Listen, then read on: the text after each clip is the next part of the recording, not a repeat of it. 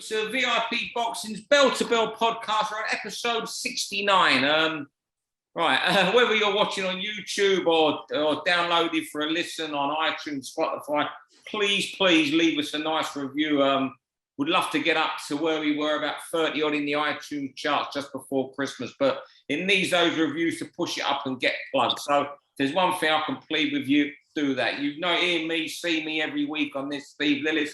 You also see John Evans every week. He looks a bit tired tonight. He's like me, had a mad day, I think. You see his poster we see every week. He's gone from a different angle. We'll have to ask him about the Caesars Palace poster. Anyway, special guest this week. I tell you what, our number one guest over the last year and a half we've been doing this, and we say this, and we don't care who we say it to either, because it's true. We have some brilliant guests on it. It's former British featherweight champion Ryan Walsh. Ryan, thanks as always for coming on.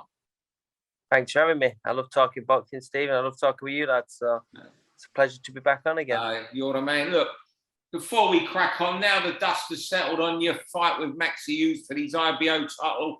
How are things? You know, when we're recording this 9 days on, you've had a lot of time to reflect. How are you? Is it fair to say it wasn't the best performance? 100%. All credit goes to Maxi and his team for employing the tactics to make me look, feel not too great. And you know, this is boxing, and I was outboxed. I didn't think he was. I think the problem is, and what I said to my brother in the ring moments after, nothing's changed in 9 days. I said this 9 seconds after the fight finished. I'm not as good as what I thought I was, or think I am. And Maxi's a little bit better and a lot more trickier than I give him credit for, having seen him fought Liam live. Liam didn't make that job look that hard. I tried to do the same job. All credit to Maxi. He's really slippery. I couldn't really nail him. I tried to get my fists on him, and I know I'm hard to nail. I know he didn't really nail me, but full credit to him, because I've not been in a position where someone's been as tactically cute, I'd say. Because I've been in with negative guys, and I expected the hit and move tactics, but he was a little bit better than that. And just full credit to them. Full credit. Yeah. Just one question for you. I'm sure John's got something to ask you, or a couple of things. Now, look, you're 35, but you're a boxer who's really looks after himself. We know how you and Liam live. I don't even know if you've ever had a Mars bar, but you know, what is the future for you now as a professional boxer? I'm not saying it because I don't believe that. You know, I know how well you live and you can still box, but given that age and having that one more assault, how long it's going to take to get up to where you want to be? Well, I think I tick boxes that I needed to tick for my own self, like doing the 12 rounds. I've never felt that good. I feel that the performance didn't. That's what's annoying for me, for the training, preparations, the food, everything. I felt brilliant. I just couldn't manage to apply my style on someone that tactically good, really, to be fair. His tactics were brilliant. I look forward to watching his next fight. I went to try and do something that excited me and challenged me. I went to try and go up 2 weights and fight a tricky southpaw. And I've talked to my brothers today, funny enough. I'm not very good with southpaws. My first genuine amateur loss was to a southpaw. I then lost my first England title fight to TJ Doheny, a southpaw. I lost my last amateur fight to Campbell. Although with Campbell, there's footage out there, people can look and see whatever. But either way, it's quite obvious now on review, looking back from amateurs to pros over the last 15 years, the southpaw seems to have Jazz will beat me fair and square. Just have that bogey. I think we even talked to the gym. My brother said Ricky Allen was the same. Ricky Allen didn't like southpaws. I didn't realise I didn't like him because I can go southpaw, and I've done 10 rounds of that fight, probably southpaw. But the results aren't coming against southpaws. So you've got to be honest with yourself. Southpaws not really good. Not good for me. I'm not very good at dealing with them, clearly. Well, looking back, Ryan, when you seen your brother fight Maxi, and you saw how Liam dealt with him, do you think that may be a bit of not a blessing in disguise, as you might have thought beforehand? Do you think it maybe put something in your mind and you tried to follow it and you couldn't get untracked from that? Yes, I made some mistakes because Liam's very good. When Liam won that fight, he was relentless. He was like a bully. Liam's nothing like that. Liam's one of the quietest, nicest humans I've ever met. And that might be biased, he might be between. But in the ring, he's a beast. He's an animal. And he treated Maxi with such disdain, and it was just obvious he was better than him. I even said it when DAZN come to our house to talk. I said, Liam's style will always beat him. And what I thought, I with the fitness I have and the attitude I had going into the ring, well, okay, I'll be able to get there and I've got a different variety to Liam, so I'll be successful. Well, Maxi's to nail Maxi, Liam made that look a lot easier, and I think maybe because Liam's got that natural little bit of extra length, and also a little bit more gung ho style. Liam's a lot less cautious, more brave, and what he done with Maxi, he shows how good of a result it was, because Maxi's now gone on a rip. He's won 6 fights on the trot for the first time in his career. Beat all the fighters, 3 or 4 of them he weren't meant to win. But Liam come off the back of a 2-year layout. He had one run out with a guy who I'd beat 7 years ago, and beat Maxi like it was nothing. So he showed Liam's quality to me even more that night. And I'll say another thing, for our careers, amateur and pro, only one time amateur, but mainly amateur and pro, every time me and Liam would fought someone, he's always outshone me, always. I'd go 4 rounds with a journeyman, he'd stop him. And this is just another case of that. And that's another thing that was quite obvious to me on the night. I looked at Liam, I said, I'm just not as good as what I thought I was. I'm not as good as what I think I am. And you are as good as what I've told everyone you are. I still think Liam's the most talented boxer to come out of Norfolk, which is a big thing to say when you've got John Faxon, European, world title, and you got Herbie. But I still, just for talent, I put Liam there as number 1. Not, and that's not even biased. That's with my own boxing knowledge and eyes. The talent's there for anyone to see. I've had a lot of people tell me this as well. When you watch him, whether it be inspiring, the talent's there, and it's something probably you can't really teach. He's just got something. I think you're doing yourself down a little bit there, Ryan. You know, it was your first fight up at that. Steve always says something. He says fighters go through spells of maybe 18 months, 2 years where they're unbeatable. You know, they fully believe in themselves in the form of his life. And I've got no doubt you've heard the rumours about how Maxi was doing with Josh Taylor sparring beforehand. No, I heard he was doing really well though. Yeah, actually, I did. Yeah. Heard he was doing, it's true that. Yeah, apparently, you know, so that's the very top of a sport, and Maxi was doing very, very well with the very top. Yes. So for you to jump up that, he's in the form of his life, I think you may be doing yourself a little bit of a disservice, Ryan. I know it's not easy for you to say it, is it? Because you're a fighter. But from the outside, I think my greatest asset and my biggest weakness at the same time is my honesty. And to move forward, I have to be honest with myself. I thought I could bridge all them gaps, run a form, experience that everybody's in, just with my style alone. And my style I wasn't able to do that to Maxi. And again, I can only credit him because I've seen it live. I've seen him crumble to that type of pressure and style. And he was very cute, and he's one of the hardest people I've ever tried to nail. And I've even had a guy turn up once in the contract and literally run, and I had more success with him. So I can only, like I said, I can only give him more props, but also I have to reflect to myself. I'm not as good. I can't stress it enough. I've said it to everyone. I apologise for the people who come and watch. My saving grace on that show is the Kiko Martinez Warrington fight was that good. All the people who travelled up to see me and perform like that, they were saved by that one. I was so happy that they got a fight that they're all raving about. So I thought that's the fight I wanted to be involved in, but I didn't have the dance partner who was interested in that at all. And I realised this in the press conference when I offered him, let's have a fight. Let's meet in the middle. And he had just all fair play to them. They weren't taking the bet. And I would have rathered that. I would have rathered a fight, and he probably could have still won that way anywhere. But I would have rathered that. I would have definitely rathered have a good swing. Just one final question, quick question before we crack on with 6 rounds of non-stop boxing talk, Ryan. What weight will you return at? Definitely lightweight. It took me till the Tuesday before the weigh-in. So we weigh in on Friday. It was the first time I got under 10 stone the whole time. I don't eat, drink, smoke. I don't do anything negative, and I've never ate so well. So to get under 10 stone was a good 8 to 10 week process. So moving forward, I couldn't get to 9-4 with to gain nothing. It'd be no gain. And the fitness I showed in that fight, I was really happy with. I know I didn't get my punches off, but that was the most energy I've showed in preparation and actually in the fight. I just couldn't get my fists off. All right, then. Well, we'll crack on. Thanks very much for that insight, Ryan. Very honest, as you always are whether you're doing an interview with a magazine, speaking to us. Fantastic. Honesty is the best policy, I suppose. That was brilliant hearing from you. We're going to kick on. You know how we work, Ryan. 3 minutes of non-stop talk. Round 1 over to you, John. We're back to you starting the pod as you like. A man who maybe Maxi Hughes could even fight one day now. Devin Haney.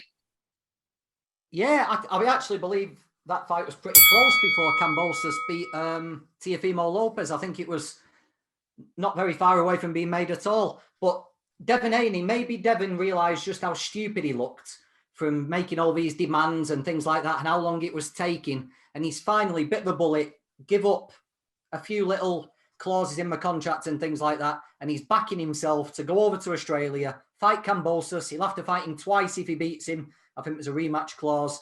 But finally, Devin Haney's backing himself, backing his talent, backing what everyone has said about him, but we've not actually seen yet, and backing himself to go and win this undisputed lightweight title. Probably an attitude Ryan likes, although Ryan would have done it 18 months ago. But I'm pleased that finally I've whinged about these lightweights enough. I'm pleased that finally one of them has decided to enough of a talking, enough of a whinging and social media, and he's actually taking the bull by the horns, going to the other side of the world and actually trying to win the titles. Yeah, well, I'll just say, look, he could have stayed at home in Prusy, 27-0. He could have improved on that, still made top dollar. And he's had a great time with Eddie Hearn. I think he didn't want to leave him, but he's had to sign a chunk of his career over to Top Rank and Lou DiBella, which he might have done with gritted teeth. But he's doing it, and he showed fights. These fights can be made, and even though the superstars in the making give way. Over to you, Ryan.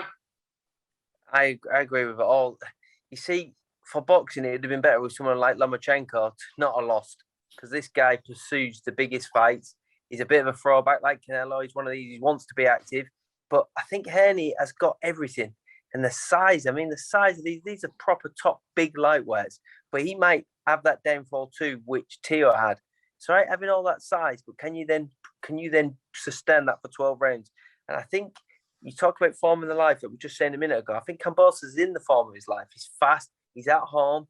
And I think I've called it in that I'm in a box up group. We've got a friend who we all share and I'm calling it now. I'm calling a controversial points win for Kambosos in a fight that it's going to be, I think it'll be really close. I think his speed, he's got the home advantage where all he has to do is match him. We all know the rules. You're the champion. So as long as you match him, just recently on my fight, I got scored a shutout for the first time in my life. Now, I don't believe that at all.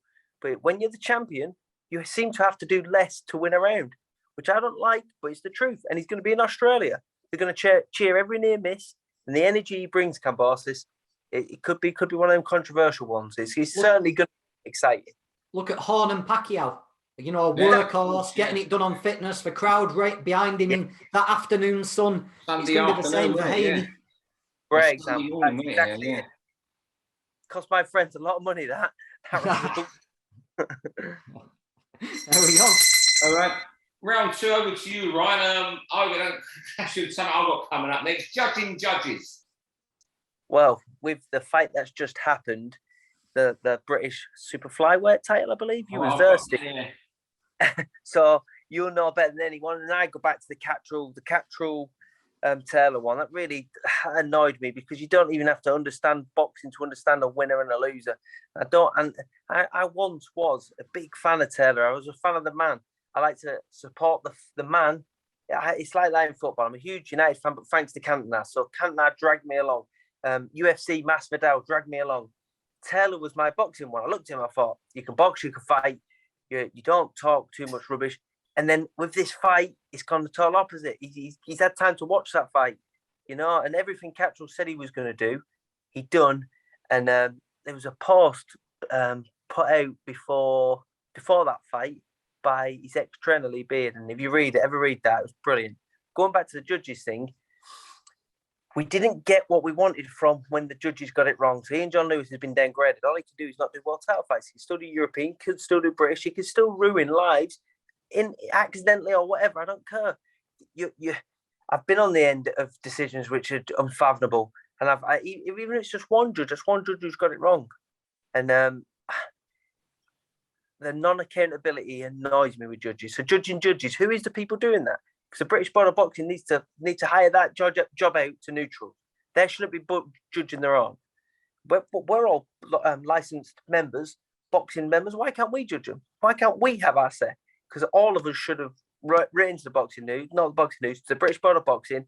We should have all appealed to have this straightened out once and for all. That should have been the best thing that comes from a real bad decision. Do you think there's any possible way that could happen? I've never heard anyone mention that before, where the actual fighters and trainers themselves judge the judges. Do you think that's workable, or do you think you get like a conflict of interests where you'd have judges against people who voted them down in the past? And do you think you could actually make that work? Well, I think with the invention of BoxRec, just the other night, I got I didn't know who was judging my fight until on the night, and one of the judges has never ever scored a fight for me. Yeah, I think it's McDonald. He never scored a fight for me. And in the change room, I remember being pissed off about, well, there's one judge. No matter what I do, if I've looked through all my career, he's never scored a fight for me. And I think with things like coming in, where you've got the information, you've got it, you should be able to have your set. And who's judging the judges now? So if it is the British Board of Boxing, that's a conflict of interest, because they're judging the people that they're. How can they judge fairly? Then, like, you've never seen anything happen with these people. We need these people to actually come and talk. We need to talk to them people. Ian John Lewis needs to be talked to. He's had some horrific ones, and they should be made accountable, because we never see no accountability. And downgrading him from an air-star referee to an air referee, not good. That was fantastic. Right, round 3, and I'm going to carry on with that theme. And what I will say, because I can be, it's a similar sort of topic, and I'll just say this, and I said this on the pod the other week for a joke, not for a joke. John answered it in one, thinking I was joking. Who do you think decides the A-star referees? It's not the British Board of Boxing again, is it? No, it's the A-star referees already there. But there you go. Anyway. Who polices the police? Anyway, so this round's called I'm coming up round 3. What's the score? So what was that's why that comes into it. I tell you what it was. I just want to get your opinions on this, fellas. It's how they score fights. There's this thing, okay, we know it's not written in stone. You've got to score rounds, 10-8, but there's always this, you score around 10-8 if, if there's a knockdown. Now, yesterday, the Tommy Frank fight where he defended his British flyweight title against Craig Derbyshire, one-word draw. Magnificent fight, by the way. Both boys left every last pick they had in there. I thought, even with the 2 knockdowns, scoring 10-8 as, we think you have to, I still had Craig winning by 2 rounds. He was fantastic in the second half of the fight. Maybe when Tommy should have been in the ascendancy, you would have thought. But in the 5th round, he's dropped by a nice body shot from Tommy. Don't see it coming. He's dropped by a short left to the body, gets up and counter 2. He's not hurt. He had been absolutely masterful in that round. Dominated it, and it becomes a 10-8 round. The 12th round, he was winning when he was sort of with the controversial flooring in the 12th round. I only saw it in real time, and it looked like he was slipping and got punched as he slipped, so it counts a knockdown. But Carl Greaves, Derbyshire manager, I spoke to, he swears it was a shove. It shouldn't have been. But this thing, I don't want your guys' opinions on 10-8 rounds, and if a fight was dominant and he gets dropped, what should happen? Should they be instructed to score better, these guys? It's a really tricky one. If they're winning the round, it's definitely a 10-8, but you can't go to a 10-7 because you can't be winning. Craig Derbyshire was winning the round he was dropped in. So he loses that round 10-8. Both them knockdowns are really controversial as well. I watched them both back. On the one angle, it's terrible. It didn't look like a knockdown, it looked like a shove. The second one in the 12. On the other angle, there was a punch, so technically by the law. But if he's winning the round, no, it shouldn't be a 10-8 because there's a 3-minute round. If you win 1 second by 1 punch, how can you get a 2-point advantage in that? You have to take into account the whole round. So I don't believe it should be a 10-8. In a round that the other guy's winning, it should be a 10-9. Yeah.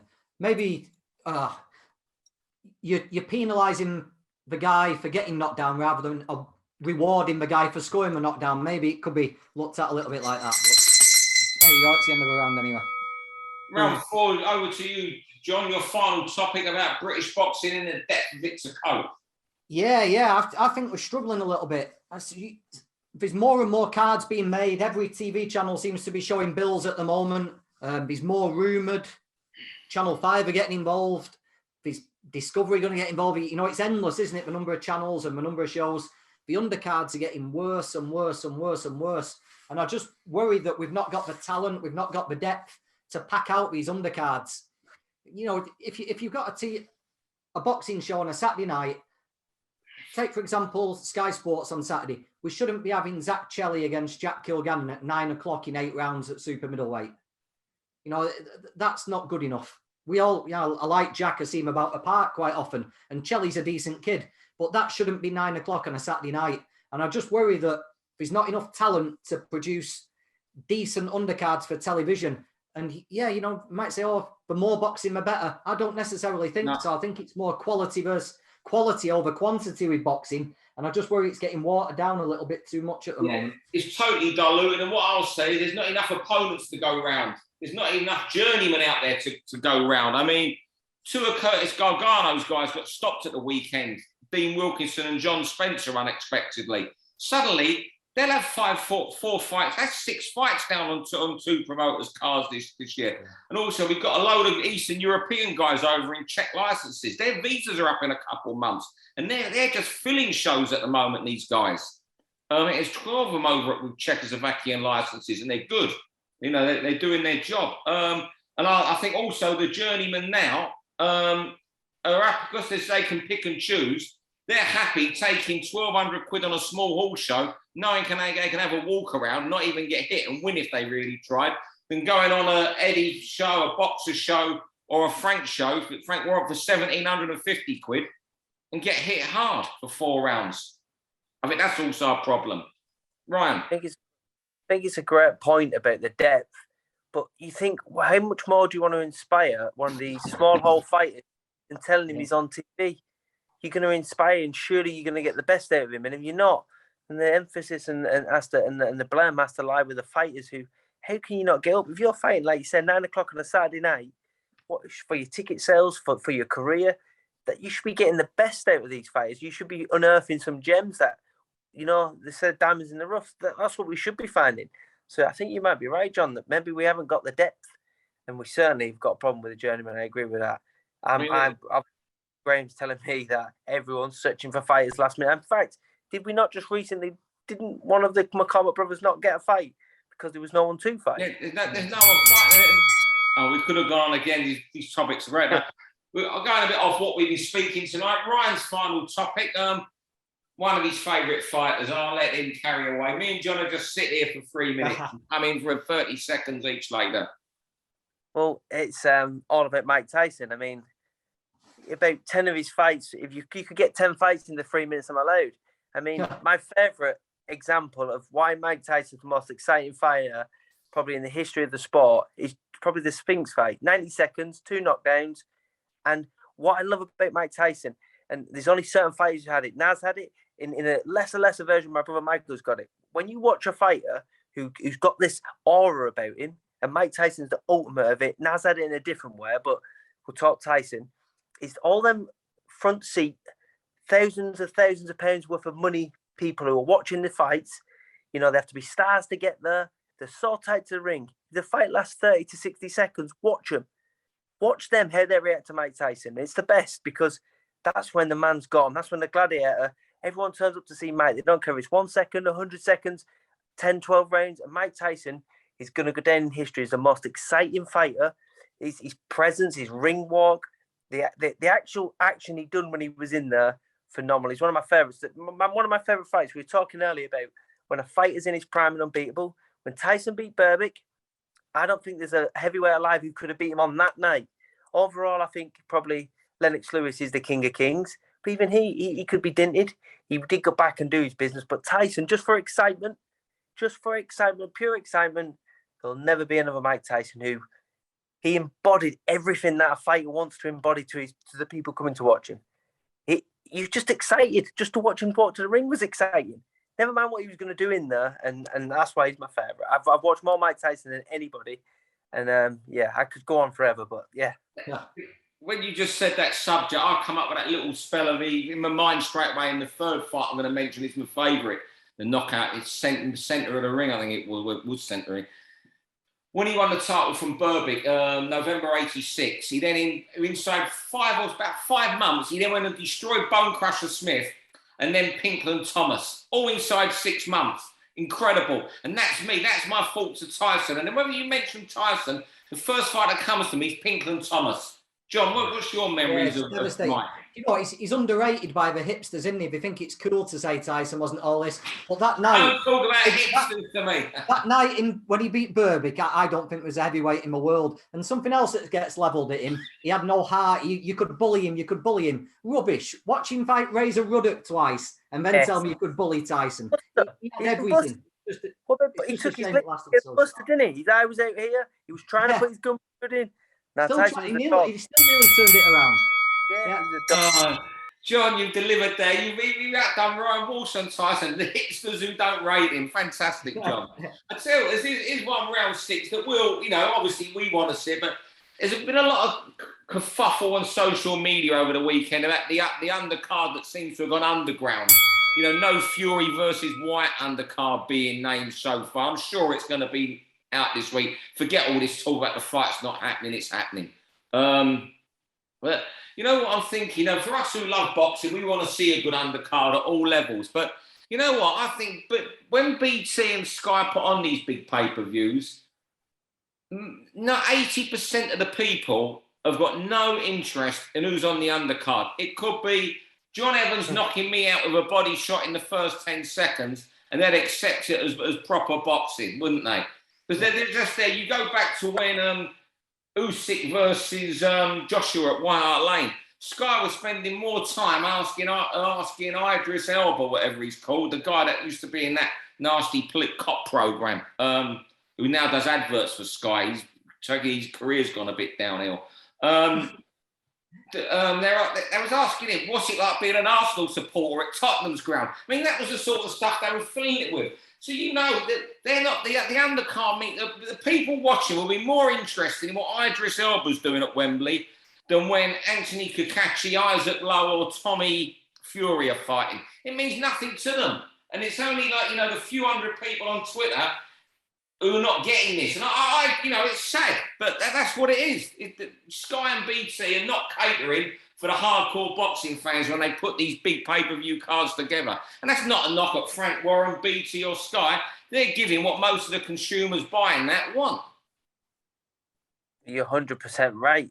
You talk about 80 to 90%. That's how much of the purse is being spent. 98% of the purse is being spent on that fight. That was the other point I wanted to make, yeah. The money's on that fight. That's what they're going to make the money through the pay-per-views. I tell you what I've found interesting in talking about this fight is how much love, respect, and fans Whyte's got. It's shocking to me because, I don't know, maybe I'm a little bit of the old school who remembers the failed drug test and remembers things that put a little bit of tint on him. And I'm not giving Fury a get out there with his ball meat and everything. But what I'm saying is he is really well liked and hoped for. And I think it's due to the fact how long he's took to get his shot. So full credit to him. I've been on an undercard of his as well. But he's really, really well liked. The numbers will be massive for that fight. I do think because just general normal boxing fans who don't think know nothing really like Dillian Whyte. Yeah, I agree 100%. And I know Steve thinks like the promotion missed out on the famous head-to-head photo to kickstart it all by Dillian acting up. But yeah, there's been news and talk about this fight and Dillian doing no promotion and Frank arguing with lawyers. It's been every single day. You could say it's been the worst promoted fight, but you could also say it's just been relentless every day. There's been talk about this fight. The tickets are sold. I believe we've got 5,000 or 6,000 more, haven't we? There's going to be 95, 96,000. I don't know whether it's been an hour or I was told wrong. I haven't seen any releases. I'm told now they might be letting in over 93 or 94,000 in there. Yeah, I believe it's about 95, 96. So wow. We're not going to spend anything on the undercard. We'll get Tommy Fury, won't we? We'll get Isaac Lowe against somebody. And it'll be like a 5-fight card. And as you say, interviews with James Corden and Idris Elba. Oh, no, if James Corden is interviewed, I'm switching off and not watching it. No, I'm so excited for the fight. If James Corden rocks up, I'm going to turn over and watch, I don't know, I'm going to watch Masked Singer. BBC One last night at the proms or something. Or, I'll go and watch Take That's Great. I'll listen to Take That's Greatest Hits. Don't talk about Corden to me. Fellas, I think we're out of time there, John, are we? Yeah, gone way over. Yeah. I tell you what, you've been a brilliant guest, Ryan, as always. You're number one on this podcast. We want you back on in a couple of months. You're absolutely superb tonight. John, you've been in top form as well tonight. I can't thank you both enough. And thank you everyone else who's tuned in and listened, because, it's been a 20, 25 minutes of good boxing talk there tonight. And I'll say that myself without, promoting how much we love doing this. Thank you very much. For all boxing info, news and latest interviews, amateur and pro, across the north, click and subscribe. VIP Boxing Promotions. Also Twitter, Instagram and Facebook.